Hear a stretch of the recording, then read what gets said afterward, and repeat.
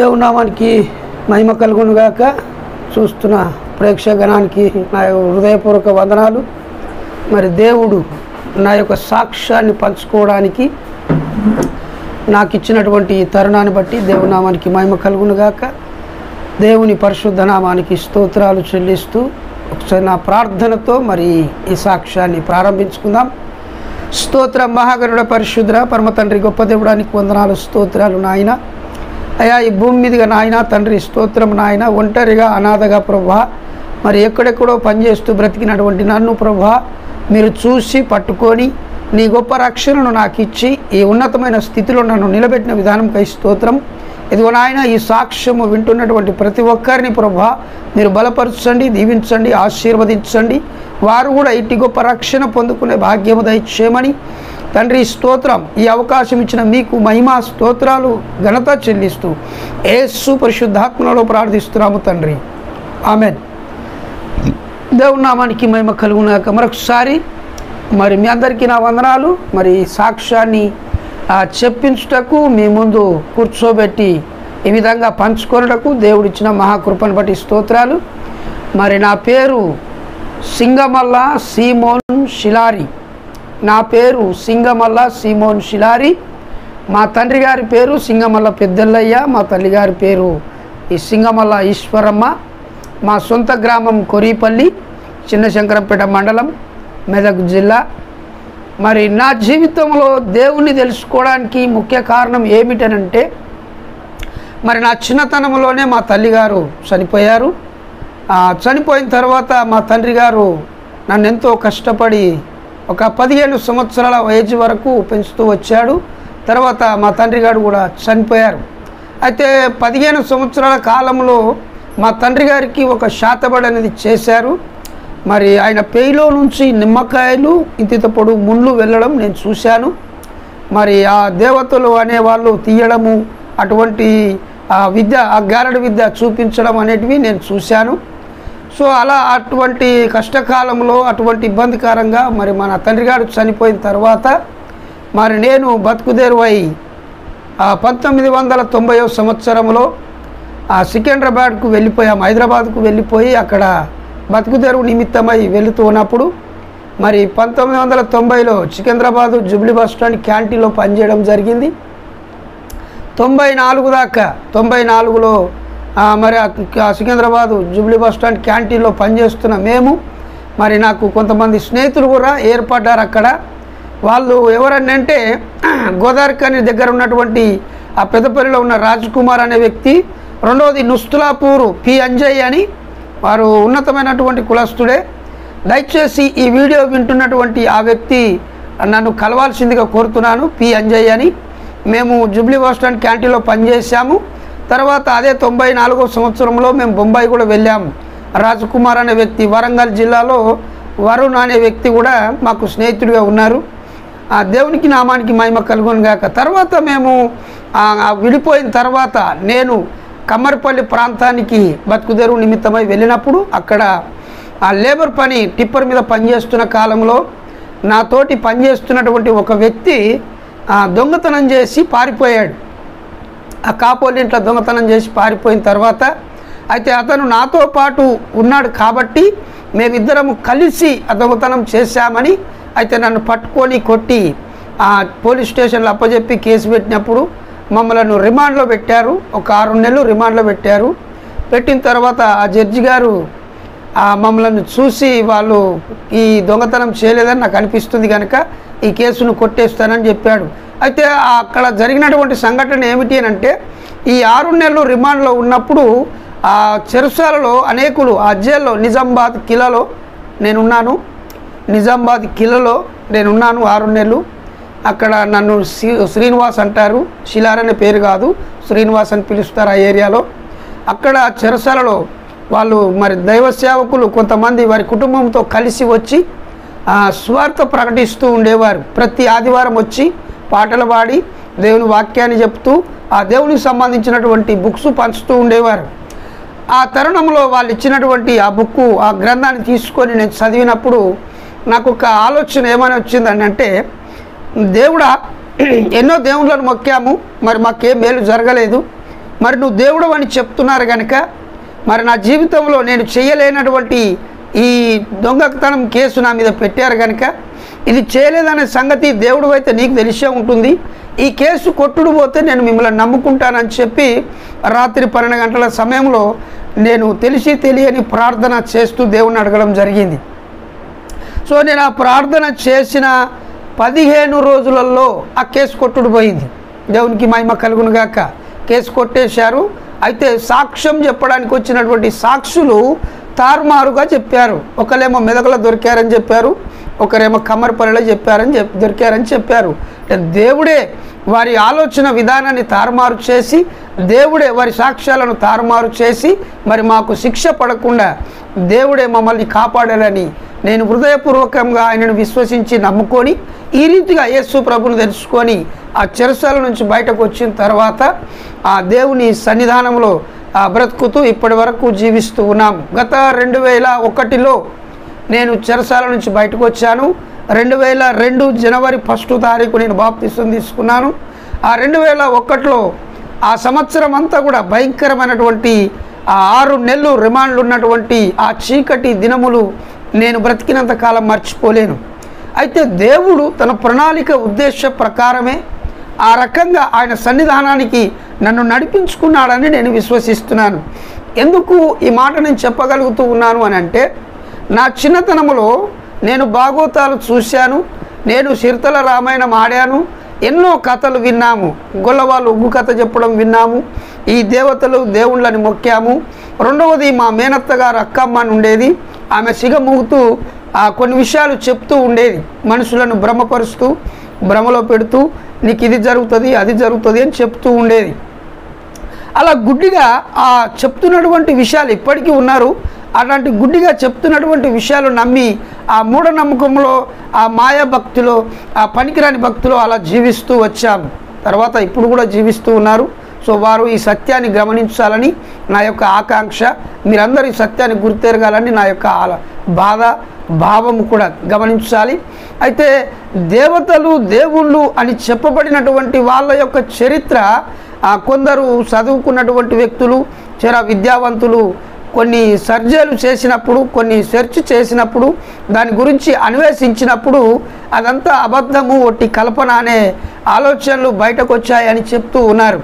అయితే మేము కూడా ఎప్పుడు కూడా ఈ దేవతలు దేవుళ్ళు, రాములవారి, కృష్ణుడు, బ్రహ్మ, విష్ణు, ఈశ్వరులు ఇటువంటి వ్యక్తుల గురించి విన్నాము, కానీ మేము ఎక్కడ కూడా గ్రంథాన్ని చదవలేదు. ఏ గ్రంథాన్ని కూడా మా ఇంట్లో మరి నా చిన్నతనంలో ఇక్కడ ఈ కొరిపల్లి గ్రామంలో హనుమన్ల గుడిలోనికి కూడా మమ్మల్ని రానిచ్చేవారు కాదు. మాలమాదిగలైనా తెలుగు వాళ్ళైనా అటువంటి వ్యక్తులను గుడిలోనికి రానిచ్చేవారు కాదు. అంత భయంకరంగా దూరంగా ఉంచేవాళ్ళు. మీరు ముట్టేది కాదని, మీరు మొక్కేది కాదని, మొక్కితే ఒక అడుగు దూరం, 2 అడుగుల దూరం ఉండి మొక్కాలని చెప్తూ ఉండేవారు.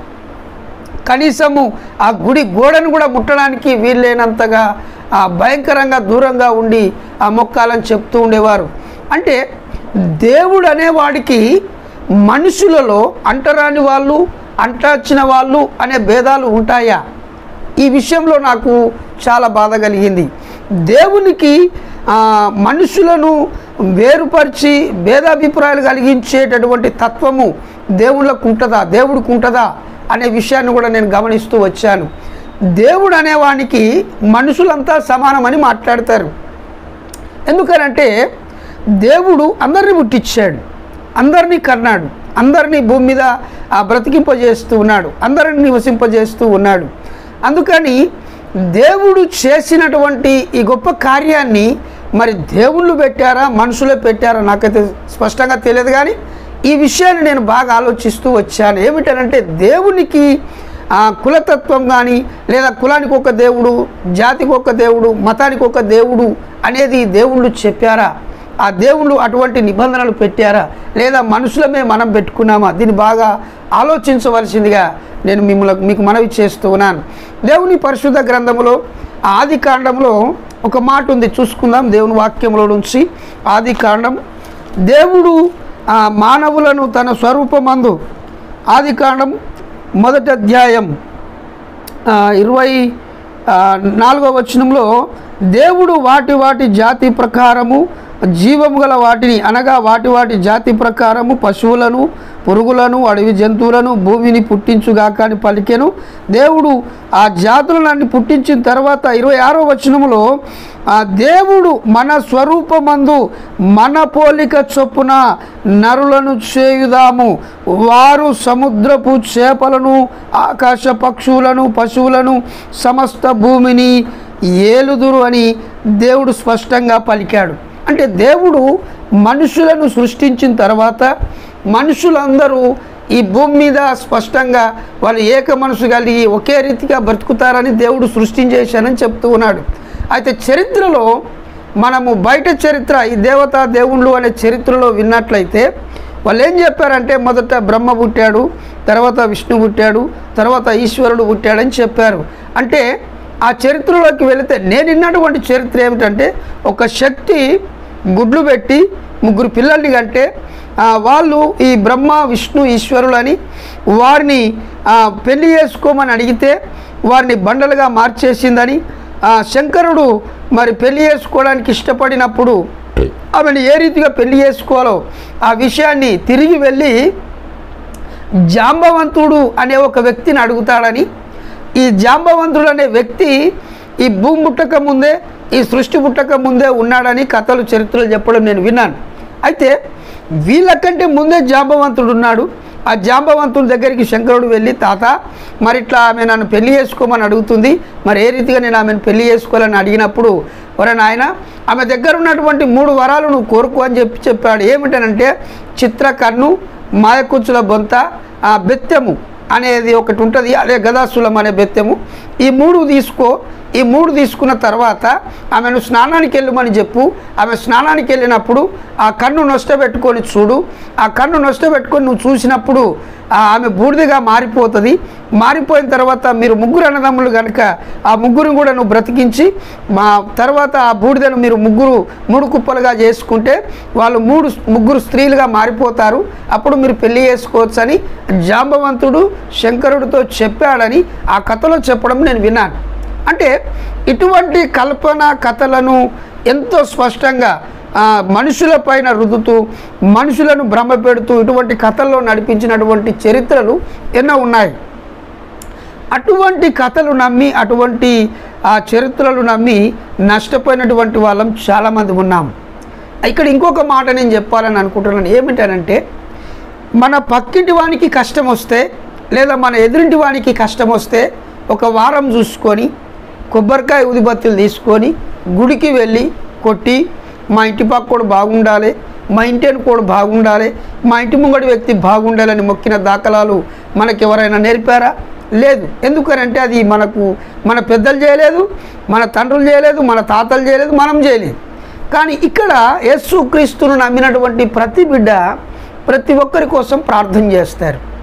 దేశం కోసం, ప్రపంచం కోసం, రాష్ట్రం కోసం, గ్రామం కోసం, తన తోటి వారి కోసం ఖచ్చితంగా ప్రార్థన చేస్తాం. ఎందుకనంటే దేవుడు అంత గొప్ప ప్రేమ కలిగినటువంటి వాడు కనుక, అంత గొప్ప కృప కలిగినటువంటి వాడు కనుక అలా ప్రార్థన చేస్తూ ఉంటాం.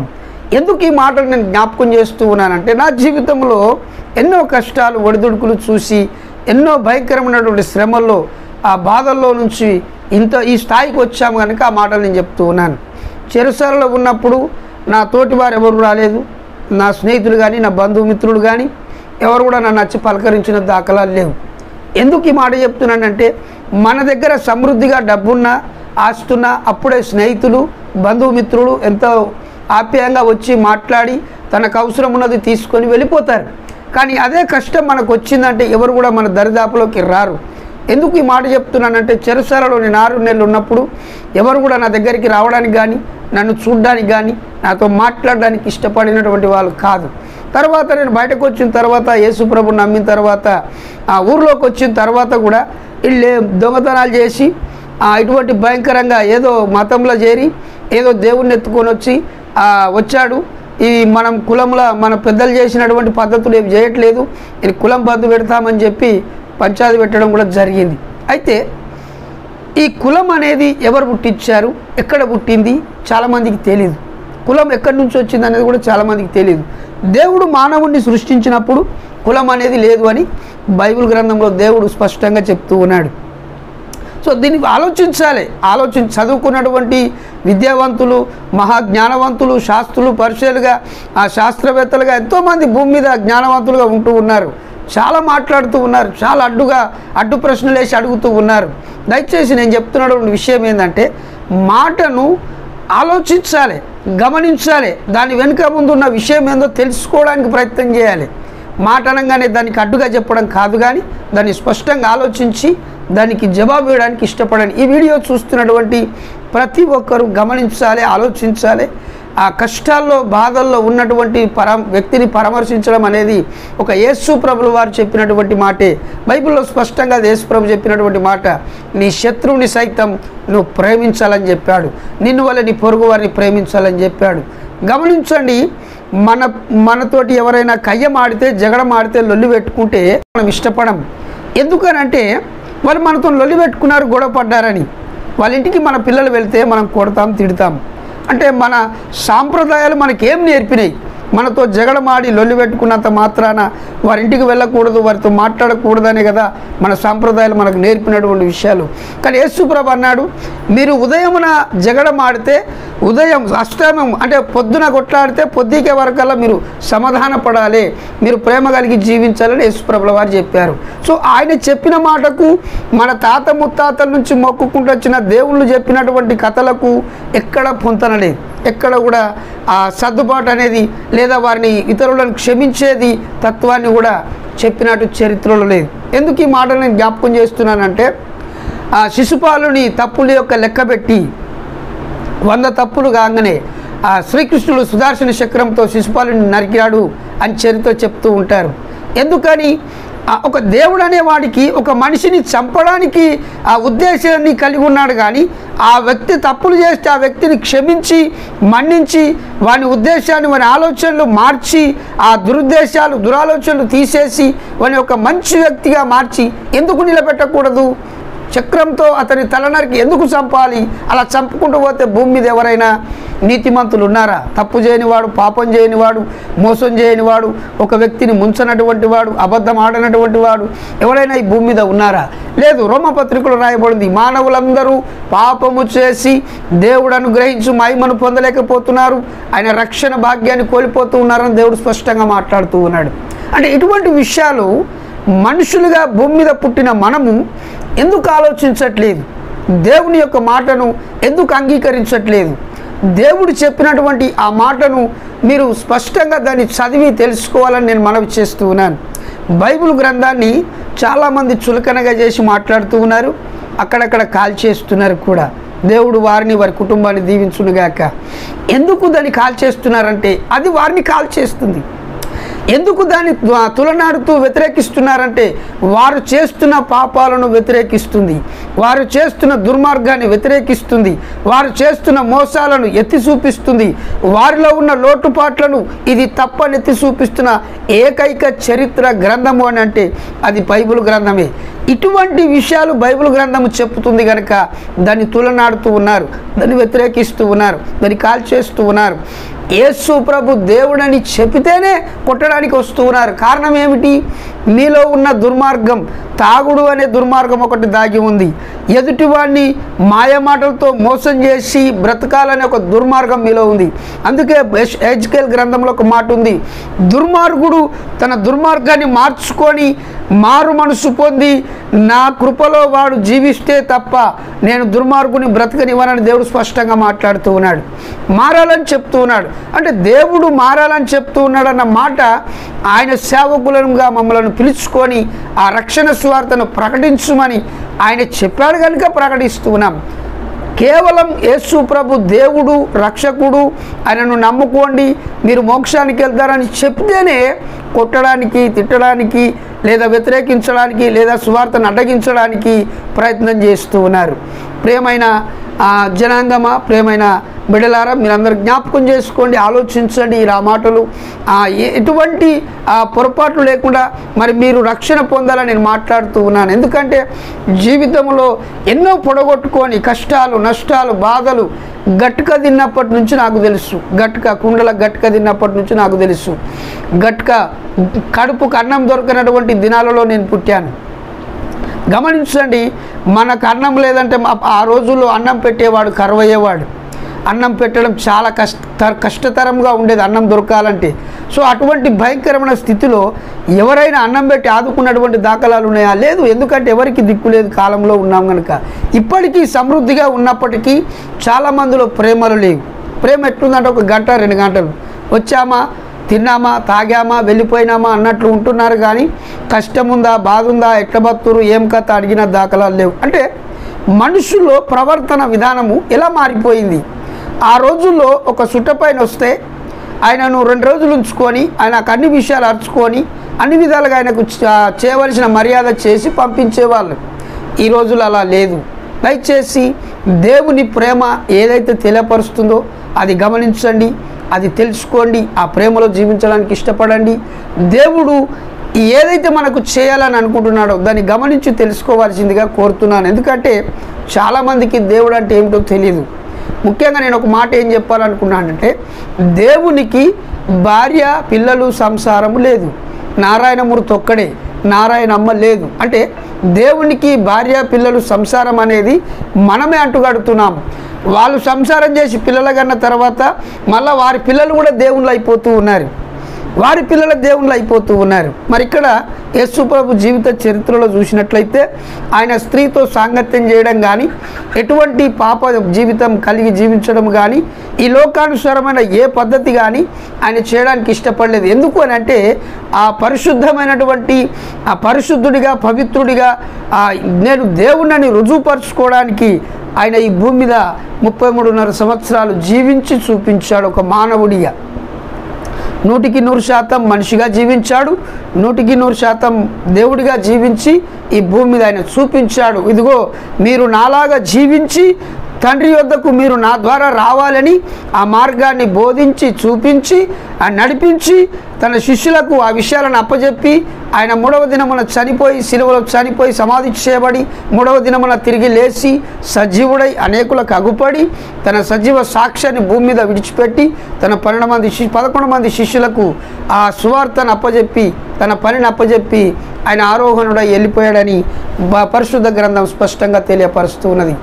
కనుక ప్రియులారా, ప్రేమైన జనమా, ప్రేమైన దేవుని బిడ్డలారా, జ్ఞాపకం చేసుకోండి. ఈ నా సాక్ష్యాన్ని మీరు విని మీరు ఆత్మీయ మేలుడు పొందాలని, మీరు ఆశీర్వదించాలని నేను కోరుకుంటున్నాను. ఈ నా సాక్ష్యము ఇది చాలా చిన్నగా మీరు తక్కువగా అని అనుకుంటున్నారు, కానీ అక్కడ చాలా వేదన, బాధ, కష్టము ఉన్నది. అది అనుభవించే వాడికి తప్ప ఎవరికి అర్థం కాదు. ఆ కష్టాన్ని, ఆ బాధను చూస్తే కానీ అనుభవిస్తే కానీ ఎవరికి అర్థం కాదు. పెద్ద మనుషులు ఒక మాట చెప్తూ ఉండారు, తొవ్వ నడుస్తూ ఉన్నప్పుడు, అరే కింద చూసి నడువురా, తట్టు తాకుతుంది, దెబ్బ తాకుతుంది అని చెప్తూ ఉండేవారు. ఎందుకు ఆ మాట చెప్తారంటే వారు అనుభవించారు కనుక, వారి అనుభవంలో ఉంది కనుక ఆ మాట చెప్తూ ఉంటారు. కింద చూసి నడువు అని చెప్పేవాళ్ళు. ఎందుకు? తట్టు దాకి బట్ట కట్టే దాకా తెచ్చుకోకు అని చెప్తూ ఉండేవారు. ఆ తట్టు దాకినాక బట్ట కట్టడం కాదురా, ఆ తట్టు దాకకముందే జాగ్రత్త పడు, జాగ్రత్త బతుకు అని చెప్తూ ఉండేవారు. అంటే ఆ కష్టంలో, ఆ బాధలో, ఆ శ్రమల్లో నువ్వు పడకముందే ఇదిగో ఈ రకంగా బ్రతికితే, ఈ రకంగా జీవిస్తే నీకు అంతా మేలే జరుగుతుందని పెద్దలు, ఆనాటి తండ్రులు కానీ తాతలు కానీ మనకు బుద్ధి చెప్పేవాళ్ళు. ఆ బుద్ధి మాటలు మనం వినక కష్టాల్లో, నష్టాల్లో, బాధల్లో, శ్రమల్లో పడుతూ ఉండేవాళ్ళం. కనుక ఈ నా జీవితంలో నేను అనుభవించిన ఈ చిన్నదే కావచ్చు, పెద్దదే కావచ్చు, ఈ కష్టమే, ఆ కష్టమే, కానీ ఎన్నో అనుభవించాము. దేవుని చిత్తం అయితే మరొక వీడియోలో ఇంకా క్లుప్తంగా కొన్ని సాక్ష్యాలు లేదా దేవుని వాక్యాన్ని మనం పంచుకుందాము. అందుకని యేసుక్రీస్తు నిజమైన దేవుడని నేను ఎలాగైతే గుర్తెరిగానో, ఎలాగైతే యేసుప్రభు దేవుడని నమ్ముకున్నానో, మీరు కూడా అలాగే ఈ నా సాక్ష్యం విని మీరు దేవుని నమ్ముకొని మీరు నాలాగే మోక్ష మార్గంలో నడవాలని, మీరు మీ కుటుంబం మీ జీవితాలు బాగుపడాలని అనునిత్యము మా ప్రార్థనలో మేము ప్రార్థన చేస్తూ ఉంటాము. విన్నటువంటి దేవుని బిడ్డలు ఎవరైనా ఈ వీడియో వింటే మీరు కూడా మా కోసం, మా పరిచర్య కోసం ప్రార్థన చేయండి. మరి నా పేరు పాస్టర్ సీమోన్ షిలారి. మరి నేను శంకరంపేట గ్రామంలో పరిచర్య చేస్తూ ఉన్నాం. మరి గజ్వేల్ ప్రాంతంలో కూడా పరిచర్యలో కొనసాగుతూ ఉన్నాం. మా పరిచర్య కోసం, మా కోసం ప్రార్థన చేయండి. దేవుడి సాక్ష్యాన్ని దీవించి ఆశీర్వదించునుగాక. మీ అందరికీ నా వందనాలు. Thank you for watching. Please subscribe my channel Like, share and comment. Thank you for watching.